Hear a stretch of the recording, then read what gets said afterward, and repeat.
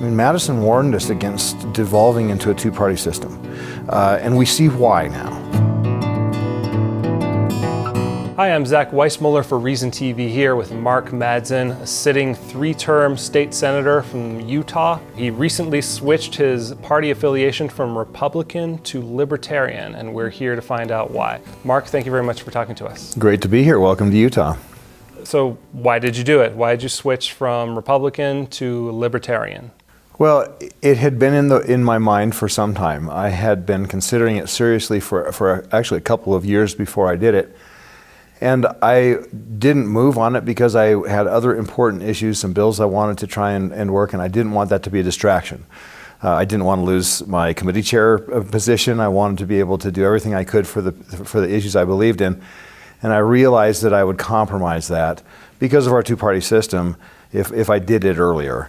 Being elected as a delegate to go to the National Convention, going to Cleveland, having the Cleveland experience from the Utah perspective, which was not necessarily a pleasant experience, and the moment just seemed right. I mean, it was almost as if there was a reason for my waiting. Tell us a little bit about the Cleveland experience, the Republican National Convention. From your perspective, what happened there and why did it sour you ultimately on the Republican Party? There were a few things that had happened over the series of days, but probably the most striking was the fact that I couldn't cast my vote for the candidate that I'd been sent there to vote for, at least in the first round. Even if I'd have been allowed to cast my vote, Cruz still would not have been the nominee, but to go there at your own expense, to be nominated, and then have your vote counted for Trump in the first round was bothersome. The tension and the energy and the negativity at that moment,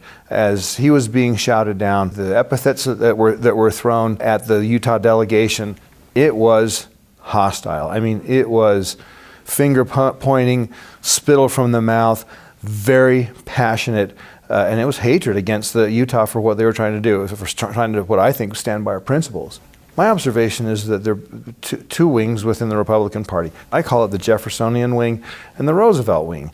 You've got two different philosophies. You know, Roosevelt, a renowned progressive, turn of the century, a very activist government trust busters, and Jefferson, who was the minimalist and the tree of liberty is watered with the blood of tyrants type. I think the worm has turned. I believe that the Jeffersonian wing is now a distinct minority. I always referred to myself in the legislature as a very small minority within the majority party. Do you find much support among your constituents for Jeffersonian ideals or libertarian ideals? I know those are in some ways separate things, but related. The people I represent and the people I interact with have been very supportive, understanding, and they've at least given me an opportunity to try and explain my reasons why.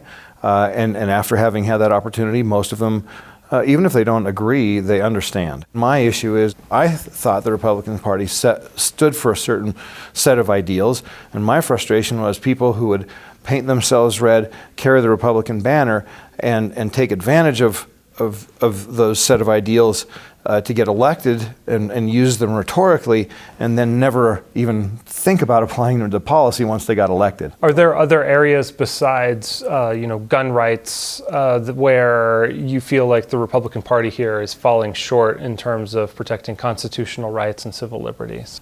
I have an A rating with the NRA.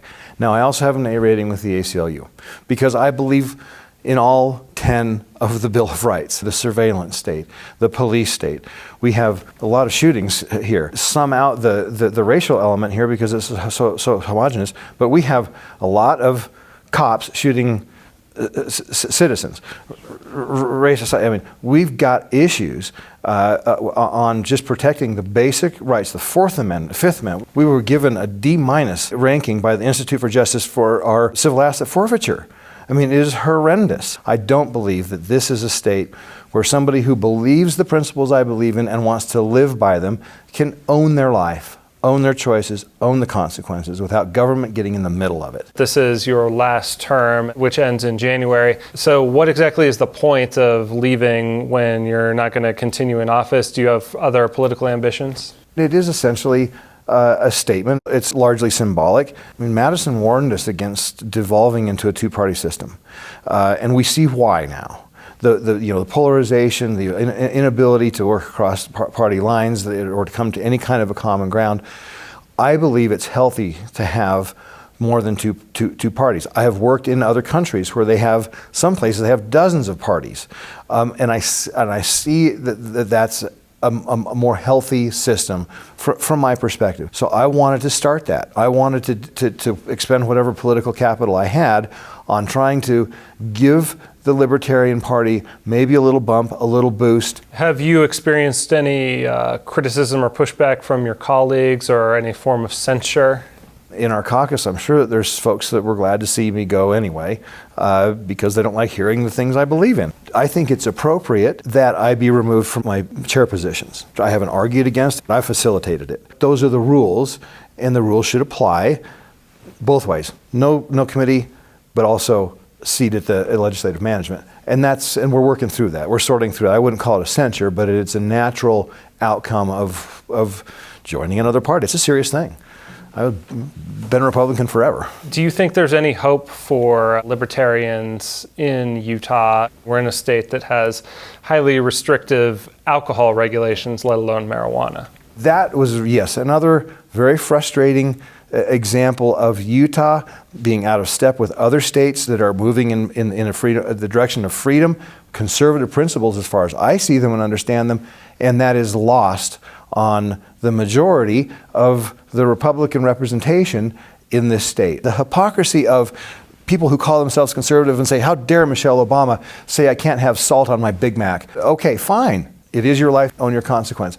But they toggle off those principles when it's convenient or when they think they know better, and they say, oh, we can't let people choose between cannabis and opioids because why? Do you think that there is a place going forward for small L libertarians such as yourself or Rand Paul or maybe Mike Lee to some extent, Justin Amash? Are there going to be more of those going forward, or has Trump totally demolished that and is the Libertarian Party the future for that? I speculate that Trump will weaken the Republican Party.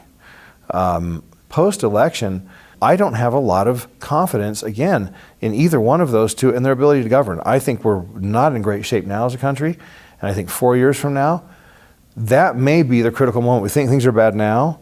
4 years from now may be the moment in history when the Libertarians have to step up and save the nation.